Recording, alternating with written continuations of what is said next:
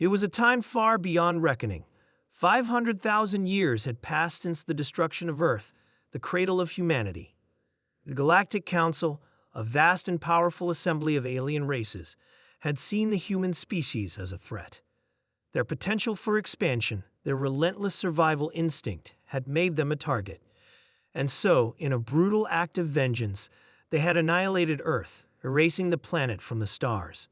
But they had not accounted for the one thing that would come back to haunt them, the primal will of humanity. The Council believed Earth's destruction would eliminate the human race entirely, but they underestimated the spirit that lay hidden deep within the remnants of human civilization. A handful of survivors had escaped the cataclysm. A few scattered human colonies across the galaxy, left behind by the ancient Earth's last breath, survived in secrecy. These humans had learned to adapt, to evolve in ways that were unimaginable. They had embraced the genetic secrets of their ancestors, fusing their biology with the DNA of Earth's fiercest creatures. They called themselves Warbeasts, and they were waiting for the day when they would reclaim their birthright. Deep within the uncharted regions of space, on a forgotten world, the Warbeasts stirred. For centuries, they had been in stasis, hidden away in vast underground complexes, away from the prying eyes of the Galactic Council. The Warbeasts were not mere humans anymore. They were enhanced, hybridized with the strength, speed, and instincts of Earth's greatest predators. They were human, but they were also something far more terrifying. On the surface of this forgotten world, a warlord named Kale had risen. He had been born into the secrets of the Warbeasts, trained in ancient arts and the power of survival. His mind, sharpened by years of combat, held the stories of Earth's destruction, the anger, the pain of losing their home. But Kale was more than just a survivor. He was the leader of a new movement, one that aimed to awaken the Warbeasts from their slumber and prepare them for war. The Warbeasts had spent centuries honing their skills in silence. Their technology was far more advanced than anything the Galactic Council could have imagined. While the rest of the galaxy had moved on, thinking humanity had been wiped from the universe, the Warbeasts had waited patiently for the right moment. They had learned to manipulate the energy fields of space, to bend the fabric of reality, and to communicate through thought alone.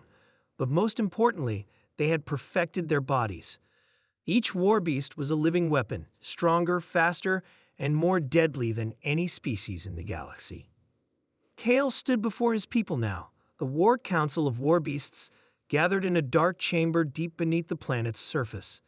His voice echoed through the room, calm, but filled with the weight of centuries of waiting. "The time has come," Kale said, his eyes glowing with determination. "The Galactic Council thinks we are nothing more than a memory, a species lost to time, but we will remind them that we are still here.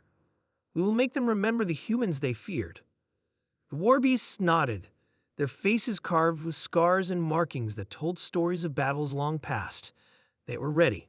The blood of Earth flowed through their veins, and the fires of vengeance burned in their hearts.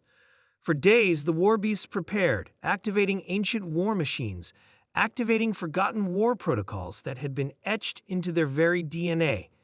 They launched their ships into the stars, their first destination, an old military outpost on the edges of Council space.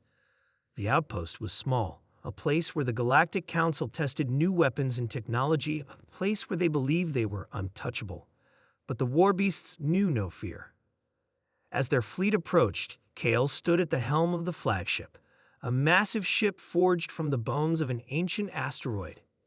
Its hull was laced with the strength of Earth's minerals, resistant to even the most powerful of weapons. He could feel the energy within the ship, the anticipation of his people. Soon, they would strike. The first attack was swift. The Warbeasts descended on the outpost without warning, their ships tearing through space like lightning. The guards stationed there had never seen anything like it. Ships that seemed to appear out of nowhere, moving with deadly precision. They attempted to defend themselves, but their weapons were no match for the Warbeasts' advanced technology. The very air around them seemed to shimmer with energy as the Warbeasts unleashed their fury. Kale's voice rang out over the comms. "This is just the beginning. The Galactic Council will fall. We will take back what was stolen from us." The outpost fell within hours, its defenses obliterated. But the Warbeasts knew this was only the first step. The real battle lay ahead. They had a larger target in mind, the Galactic Council's headquarters, a massive fortress on a planet known as Viridian. It was here that the Council's leadership resided, and it was here that the Warbeasts would make their final stand. The journey to Viridian was long, but Kale and his Warbeasts were relentless. They cut through the stars like a storm, leaving destruction in their wake. The Galactic Council, caught off guard by the sudden resurgence of humanity, scrambled to respond, but it was too late. When the Warbeasts arrived at Viridian, the Council's forces were already in retreat. The Warbeasts launched a full-scale invasion, their war machines tearing through the planet's surface. Their weapons, powered by the energy of distant stars, cut through the Council's defenses like paper. The Warbeasts were unstoppable. Every battle, every victory, was a reminder to the Council of what they had done to Earth, and they would pay the price for it. In the heart of Viridian, Kale faced the Council's last line of defense, a powerful being known as Varric, the Supreme Commander. Varric had led the forces that destroyed Earth, and he had underestimated the power of humanity. Now he would learn that mistake firsthand. The battle between Kale and Varric was fierce. Their powers clashed in a storm of energy and fury, but Kale was driven by something Varric could never understand, a purpose far greater than just survival. Kale was fighting not just for his people, but for the legacy of Earth, for the memory of everything that had been lost. In the end, it was Kale who emerged victorious. With a final powerful strike, he brought down the Supreme Commander. The Galactic Council was no more. The Warbeasts had triumphed. As Kale stood over the fallen leader, he looked out over the battlefield. The Warbeasts had reclaimed what was rightfully theirs. Earth may have been destroyed, but humanity had never been erased. The Warbeasts roared their victory to the stars, a sound that reverberated across the galaxy.